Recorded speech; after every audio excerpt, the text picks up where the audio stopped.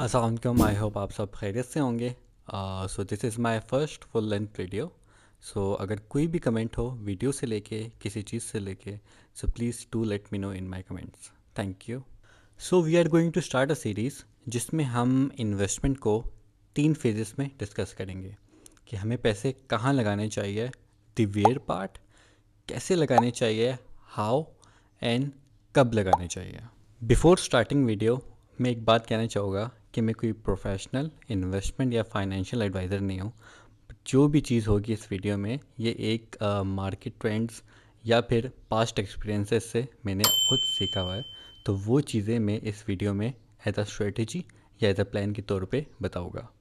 So before starting कि हमने कहाँ पैसे इन्वेस्ट करने हैं, हम इस चीज़ का डिफरेंस फाइंड कर लेते हैं कि ट्रेडिंग और इन्वेस्टमेंट में क्या डिफरेंस है। गोल दोनों का एक ही होता है, प्रॉफिट बुक करना, but time frame, risk tolerance और मेथड्स दोनों के डिफरेंट होते हैं। सपोज़ अगर हम आज टेक्निकल एनालिसिस करते हैं बिटकॉइन का, और उसमें हम ये एनालिसिस करते हैं कि बिटकॉइन 80,000 से 95,000 क्रॉस करेगा। ये हमने इस मुताबिक हमने ऑर्डर बुक किया, और देन 4 घंटे, एक दिन, एक हफ्ते, जब कभी हमने एनालिसिस किया हुआ है, उसके बाद हमें प्रॉफिट या लॉस जो भी होता है तो इसको हम एक ट्रेडिंग कहेंगे। और अगर सेम गोज़ फॉर इन्वेस्टमेंट, हम ये एनालिसिस करते हैं कि हमने रिसर्च पेपर्स पढ़े और बाकी बैंक से या फिर कुछ जो इन्वेस्टमेंट कंपनीज वगैरह हैं उनसे हमने ये सुना कि बिटकॉइन 2030 तक $5 लाख क्रॉस कर सकता है, और हम उस मुताबिक फॉर लॉन्ग टर्म में बिटकॉइन में इन्वेस्ट करते हैं, तो इसको हम इन्वेस्टमेंट कहते हैं। So starting with where part, इसमें फ़र्स्ट पॉइंट ये है कि हमें कुछ मंथ्स का इमरजेंसी फंड्स को साइड पे करना होगा। जैसे कि 6 मंथ तक का इमरजेंसी फंड हमें साइड में करना होगा, बट अगर हम 6 मंथ्स का नहीं कर सकते तो एटलीस्ट 3 मंथ्स का इमरजेंसी फंड हम साइड में रख सकते हैं। और साइड में रखने का ये मतलब नहीं है कि हम उसको बिल्कुल ही कैश की सूरत में रखें, क्योंकि वो फिर डिवैल्यू हो जाता है और उसका फिर कोई फ़ायदा नहीं है। तो साइड में रखने का ये मतलब है कि हम उसको मनी मार्केट में लगाएं। मनी मार्केट फंड्स बेसिकली जैसे कि टी बिल्स, शॉर्ट टर्म सकूक जिसे हम इस्लामिक बॉन्ड भी कहते हैं, UBL money market fund, Meezan cash fund, MCB cash management और एबीएल कैश फंड जैसे फंड्स इसमें इंक्लूड होते हैं। इसमें हमें कुछ टैक्सेशन और फीस का भी ख्याल रखना होता है, जैसे कि 15% टैक्स फाइलर पे लगता है और 30% नॉन फाइलर पे।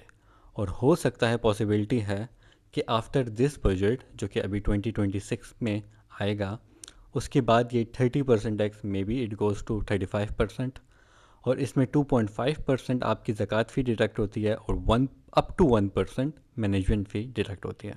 एक बार आपका इमरजेंसी फ़ंड सेव हो जाए, इसके बाद हमारा रिस्क टॉलरेंस थोड़ा सा ज़्यादा हो जाता है, जो कि सेकंड पॉइंट में होता है।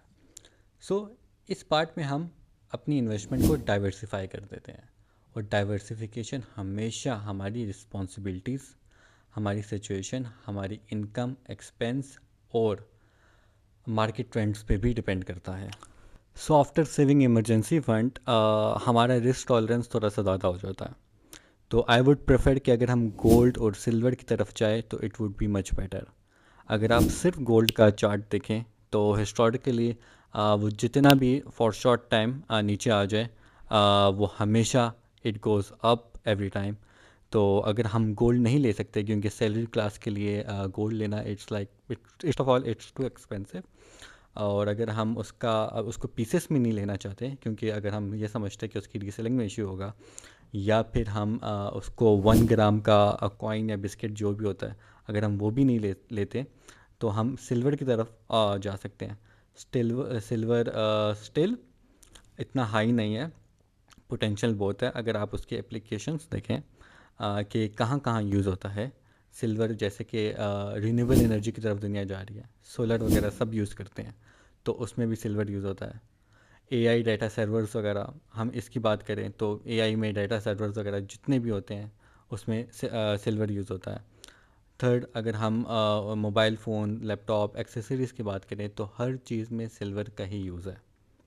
एंड बट सिल्वर के साथ मसला फॉर नाउ ये है कि जब भी किसी चीज़ की डिमांड बहुत ज़्यादा होती है या लोगों में अवेयरनेस बहुत ज़्यादा आ जाती है, तो या तो वो मार्केट से लोग खुद ही शॉर्ट कर देते हैं, या फिर वो शॉर्ट हो जाती है। तो उस शॉर्ट होने की वजह से उसकी प्राइस बहुत ज़्यादा मार्केट में होती है।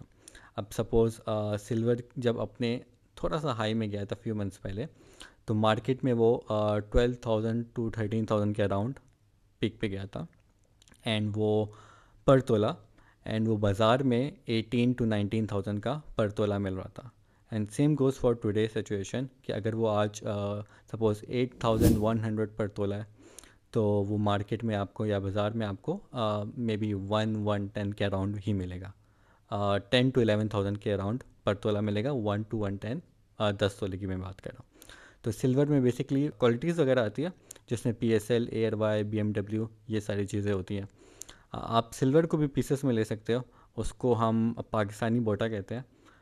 उसको आप पीसेस में भी ले सकते हो, बट फ्यू पीपल से कि उसमें रीसेलिंग में इशू आता है। बट येस, अगर वो स्टिल मार्केट में महंगा भी मिल रहा है, तो you can opt for silver, क्योंकि उसमें बहुत पोटेंशियल है with in next few 3 to 4 years. So after saving emergency fund and investing into gold and silver, आपका रिस्क टॉलरेंस थोड़ा सा ज़्यादा हो जाता है, क्योंकि आपका जो इमरजेंसी फ़ंड है और आपके जो बाकी इन्वेस्टमेंट है वो एक सेफ़ होते हैं, और आपको कुछ ना कुछ प्रॉफिट भी मिल रहा होता है, और आपके जो एसेट्स और फंड है वो वैल्यू भी कर रहे होते हैं। क्योंकि हमारे फंड्स और एसेट्स कहीं ना कहीं वैल्यू ज़्यादा कर रहे होते हैं, और हमें कुछ ना कुछ प्रॉफिट भी मिल रहा होता है, इसलिए हमारी रिस्क टॉलरेंस थोड़ी सी ज़्यादा हो जाती है। सो थर्ड स्टेप में हम क्रिप्टो और स्टॉक मार्केट की तरफ भी देखते हैं। क्योंकि ये वीडियो बिल्कुल ये एक बेसिक और बिगिनर लेवल के लिए है, जिन्हें एक टेक्निकल या फंडामेंटल नॉलेज नहीं होती, बट वो इन्वेस्ट करना चाहते हैं, कंपाउंडिंग भी करना चाहते हैं कहीं ना कहीं, और साथ साथ सीखना भी चाहते हैं। इसीलिए हम क्रिप्टो को ज़्यादा प्रेफरेंस देंगे स्टॉक मार्केट में। क्यों?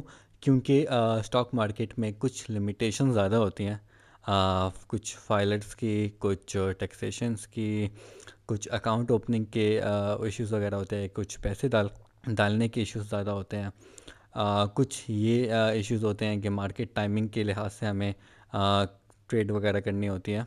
जहाँ तक हम अगर क्रिप्टो को देखें, तो क्रिप्टो में हम कभी भी, रात हो, दिन हो, सुबह शाम, जब भी हो, हम हमेशा उसमें P2P ट्रेडिंग में जाके, बाइनेंस में जाके USDT सिर्फ बाय करते हैं, और हम कभी भी ट्रेड लगा सकते हैं और कभी भी ट्रेड क्लोज कर सकते हैं।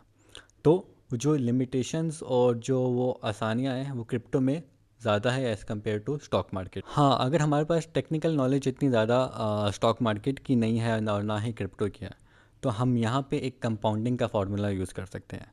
कंपाउंडिंग का फार्मूला कैसे? कि जैसे कि अगर हम स्टॉक मार्केट की बात करें, तो हम कुछ ना कुछ फंड्स, जो बड़े फंड्स हैं, उनका अगर हम थोड़ा सा भी अगर हम हिस्टोरिकली डाटा देख लें, या कुछ हम उनके नेम्स भी देख लें, जैसा कुछ बैंक्स हो गए, कुछ और कंपनीज होगी जैसा एंग्रो फर्टिलाइज़र वगैरह, तो इस तरह की कंपनीज और कुछ बैंक्स वगैरह जो कि हिस्टोरिकली हमेशा हाई ही जाते हैं और प्रॉफिट ही जनरेट करते हैं, तो हम हमेशा उसमें हर मंथ कुछ ना कुछ अमाउंट डाल सकते हैं। तो इस तरह हम डिविडेंड भी मिल सकता है, और हमारे जो फंड्स हैं, हमारे जो स्टॉक है, उसकी वैल्यू भी ज़्यादा होती रहेगी ओवर द टाइम पीरियड। तो हम हर महीने कुछ ना कुछ फ़ंड उसमें डाल सकते हैं। And same goes for crypto. अगर आप बिटकॉइन को सिर्फ ले ले, बाकी कॉइन किसी को भी ना ले, इवन कि इथेरियम को भी ना ले, सिर्फ बिटकॉइन को ले ले, अगर वो एक टाइम पे ऑल टाइम हाई अपना $124,000 पे गया, I guess all time high इतना ही गया था, देन उसके बाद नीचे आया, अभी अराउंड 73-75 पे वो है। तो अगर हम सिर्फ बिटकॉइन को ले लें कि वो भले आज से 1 साल बाद 40,000 पे आ जाए, या आज से कुछ महीनों बाद ही 40,000 में आ जाए, तो हमने अब पैनिक में होके जो है सेलिंग नहीं करनी, हमने कुछ ना कुछ अमाउंट उसमें इन्वेस्ट करना है हर मंथ, 10, 20, 30 डॉलर जितना भी। तो ये अमाउंट हमने अपना एक गोल बनाना है कि हम फॉर एग्ज़ाम्पल 3 से 4 साल तक अपने पैसे निकालेंगे नहीं, या निकालेंगे नहीं, या फिर पैनिक सेलिंग नहीं करेंगे। तो ओवर द टाइम पीरियड अगर वो आज 73,000 में है, 2028, 29, 30, जब भी, वो एक आज से अपनी एक अच्छी वैल्यू में ही होगा। तो ये कुछ 3 फेजेस थे जो कि हमने इस वीडियो में डिस्कस किए। एक इमरजेंसी फंड के बारे में, दूसरा गोल्ड और सिल्वर के बारे में, तीसरा जो क्रिप्टो और ये स्टॉक मार्केट वगैरह के बारे में था। And the last thing is, after अगर आप इन्वेस्टमेंट अपनी कर लेते हैं सारी for long period of a time, long period नहीं भी तो 2-3 साल एटलीस्ट कर लेते हैं, तो हम फिर थोड़ा सा ट्रेडिंग की तरफ जा सकते हैं। ट्रेडिंग में हम फिर थोड़ा सा रिस्क और ज़्यादा होता है। वो इन्वेस्टमेंट वाली बात नहीं होती। उसमें हम हो सकता है काफ़ी अनसर्टनिटीज़ वगैरह भी होती है, बट हाँ, उसमें फिर अगर हमारे पास एक्स्ट्रा कैपिटल हो तो हम ट्रेडिंग की तरफ भी जा सकते हैं। But this video is purely for investment strategies. और अगर आपके जहन में कोई भी और स्ट्रेटजीज़ वगैरह इन्वेस्टमेंट से रिलेटेड हो तो please do let me know in my comments. और ये एक बिल्कुल एक बेसिक लेवल की वीडियो थी, कि अगर किसी को इन्वेस्टमेंट की बिल्कुल नॉलेज ना हो तो वो कहाँ कहाँ इन्वेस्ट करे, सेफ़ साइड भी हो और इन्वेस्टमेंट भी अच्छी हो और सेफ़ भी हो, और उन्हें थोड़ा बहुत प्रॉफिट भी मिले, थोड़ा भी प्रॉफिट मिले और अच्छा भी प्रॉफिट मिले, जैसा गोल्ड वगैरह में आपको ओवर द टाइम पीरियड अच्छा प्रॉफिट मिलता है। So thank you so much and have a nice day, take care.